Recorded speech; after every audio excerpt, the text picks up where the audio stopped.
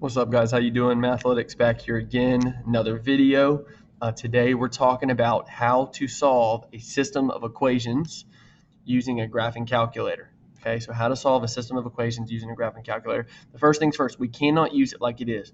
I've got to have my equations in terms of y. That means I've got to have y alone by itself on a side, and it's got to say y equals something. We're not there yet, so let's work on it. Okay, so let's do some algebra. Here we'll subtract 3x from both sides. So that gives me negative 2y equals negative 3x plus 4. Had you written 4 minus 3x, that's the same thing. You'd also be correct. All right, so now let's divide both sides by negative 2. Now notice I divided the entire side, not just one of these, the entire side. Okay, here we're going to cancel. That gives me y equals, let's see, negative 3 divided by negative 2 is going to be a positive 3 halves x. And positive 4 divided by negative 2 is going to be minus 2. So here's one of my equations. Let's work on this one. This one's easy. We'll subtract 2x from both sides, and we're left with negative y equals negative 2x plus 1. Had you written 1 minus 2x, you'd also be correct. All right, so let's divide both sides by negative 1. We're going to be left here with y equals negative 2 divided by negative 1 is a positive 2x, and 1 divided by negative 1 is a minus 1. So here's our two equations. Okay. Next, break out your calculator. So we're going to take our calculator here. Go ahead and turn us on. We're at our normal screen. I want you to hit y equals. I've already entered them in here. I use parentheses just to make sure my calculator knows exactly what I mean. So negative 3 divided by 2x. Here's my variable button for when you're trying to enter in x. And then minus 2. Okay. And then in y2, all you have to do is press the down arrow. I've got 2x minus 1. Now quickly, I want to make sure that you see the same thing on your calculator that I do on mine. So I want you to hit this button here. It says window. Okay, here are my window settings. You can pause the video if you need to and check my window settings. I've got negative 10 and 10, and then negative 10 and 10 down for my y values. Okay, go ahead and hit graph.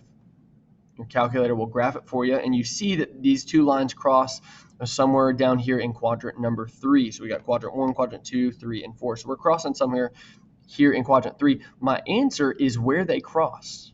So I could look at this and probably get a pretty close estimate of what it is, or I can get an exact answer. And for me personally, I'd rather have an exact answer. Let me show you how to do that. So you're going to hit second, and you're going to hit this button here. It says trace. Right above it in the blue, it says calc. So hit that button. It's going to pop this screen up here. Now this screen will be helpful for you if you're in pre-calculus or calculus. You'll see down here number 6, dy over dx. That has to do with derivatives. And number 7 has to do with integrals, but we're not worried about that. We're worried about number 5, intersect. So go ahead and hit enter. So this is what comes up on our screen now. First curve, you see this right here. This is important to us.